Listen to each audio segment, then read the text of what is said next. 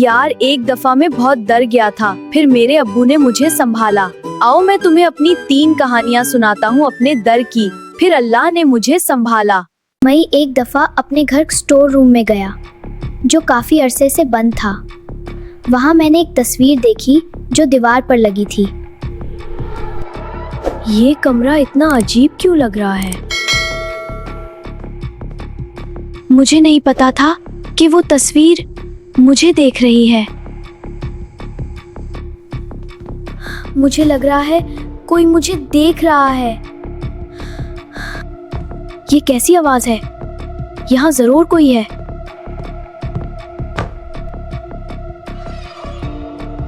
ये पहले ऐसा नहीं था। जब इंसान डरने लगता है तो डर उसका पीछा करता है। ये सब मेरे साथ क्यों हो रहा है? फिर मैंने अल्लाह से दुआ की।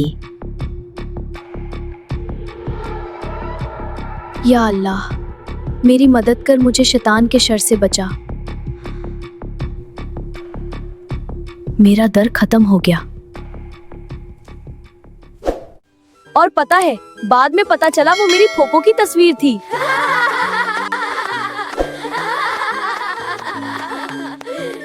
अच्छा, अब दूसरी स्टोरी सुनाओ। हाँ, इस कहानी में एक बारिश के तूफान में फंस गया था। वहाँ भी मुझे अल्लाह ने बचाया। एक दिन अचानक इतनी तेज बारिश हुई कि सब कुछ बदल गया। ये पानी इतना तेज क्यों बढ़ रहा है? पानी हर तरफ से तेज हो रहा था।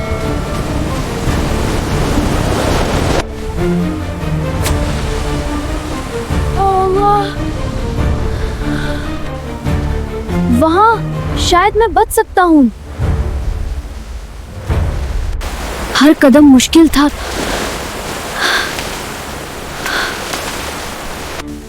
अब क्या करूं? घर कैसे जाऊंगा?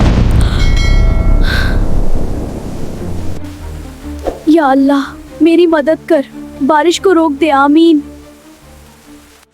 तो बारिश रुक गई। हाँ, बारिश रुक गई। अल्लाह ने मेरी दुआ कबूल कर ली और मैं घर पहुंच गया। माशाअल्लाह, माशाअल्लाह, माशाअल्लाह। और तुम्हारी थर्ड स्टोरी? एक दिन मैं लिफ्ट में जा रहा था। सब कुछ नॉर्मल था जब मैं लिफ्ट में एंटर हुआ। बस ऊपर जाना है।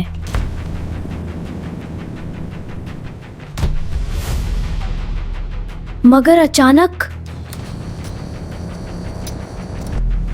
ये क्या हो रहा है? लिफ्ट बीच में ही रुक गई। खोलो, खोलो, प्लीज खोलो। मगर कोई जवाब नहीं आया। बंद जगह और अकेलापन सबसे बड़ा इम्तिहान होता है। मुझे हिम्मत रखनी होगी।